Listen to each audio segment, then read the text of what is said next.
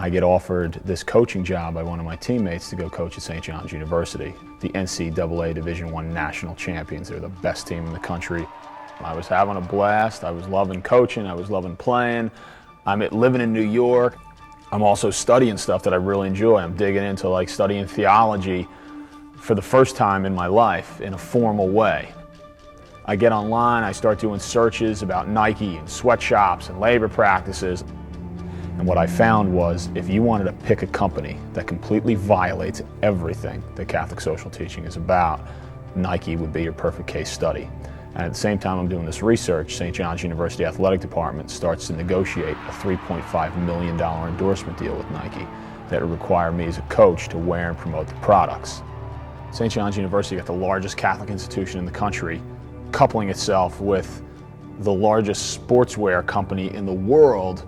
And I said, how can we, as such a public symbol of Catholicism, do something that runs completely counter to our mission?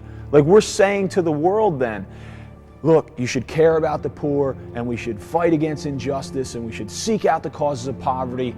Well, unless you're getting like some really good athletic equipment and $3.5 million along with it.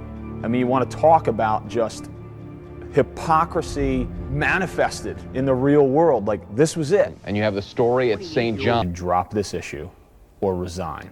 End of story. So in June of 1998, I was constructively fired.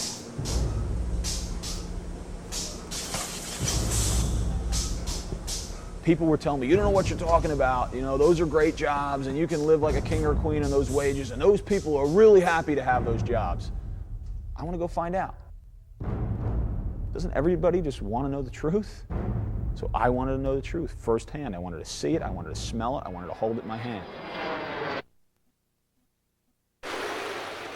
We plopped down in Tangerang, Indonesia, this industrial suburb outside of the capital of Jakarta, with the plans that for the next month we were going to live as Nike's factory workers lived, which meant that we were going to go live in a workers' slum outside of the capital. And we were going to live on the workers' wages, $1.25 a day for the next month, to try and come maybe to a better understanding of what it's like for Nike factory workers to make this kind of money and live under these conditions. Visiting over 100 schools, high schools and universities, 15,000 students. So how are you feeling about the turnout? I'm feeling pretty good about the turnout. What are you thinking about the turnout here? It's great. This is the best possible turnout. And we try as best we can to introduce them to these human beings and say, as students, as high school athletes, as college athletes, as consumers, you've got tremendous power. And because we can't fly them over to Indonesia, we bring Indonesia to them.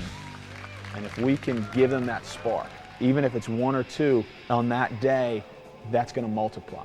And eventually we'll reach this critical mass and we'll have a great harvest. And the harvest will be truth and justice and fairness for all people. Something's wrong here and we can fix it. It's a necessity. The tipping point is now. At this point in our history, we need a story like this to be told.